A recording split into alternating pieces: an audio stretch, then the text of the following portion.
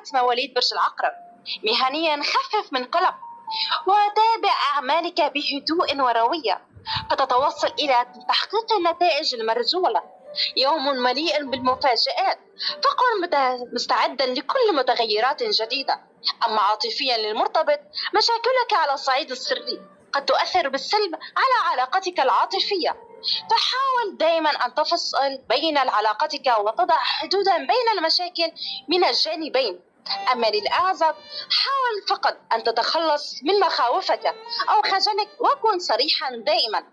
أما صحيا، بعد الاسترخاء والراحة يمنحك ما تحتاجه من سبيل تفريغ الشحنة السلبية والشعور بالتوتر والضغط، وتجعلك تتخلص من الكثير من مشاكلك الصحية.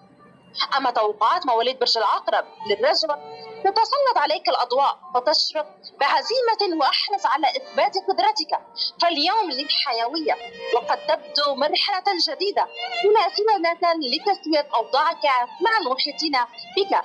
أن تستغلها يدعوك هذا اليوم إلى التفكير مليا بما تريده، فكن منتبها إلى طريقة تصرفاتك وإلى كل كلمة تتفوه بها.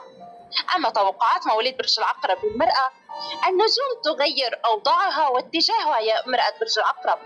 أنت أيضا كذلك، غيري كل شيء في حياتك يسبب لك التعب والإرهاق، ولا تقلقي كثيرا.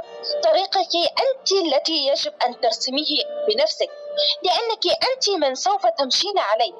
أما على الصعيد العاطفي، حين يتعلق الأمر بعلاقتك العاطفية، تحملين مسؤوليات كبيرة، فحافظي على هدوءك. أما الأبراج الأكثر توافقا معك اليوم يا مواليد برج العقرب، الدلو والعقرب والحمل. لون حظك اليوم لون الأحمر، ولا مواليد برج العقرب تهديكم من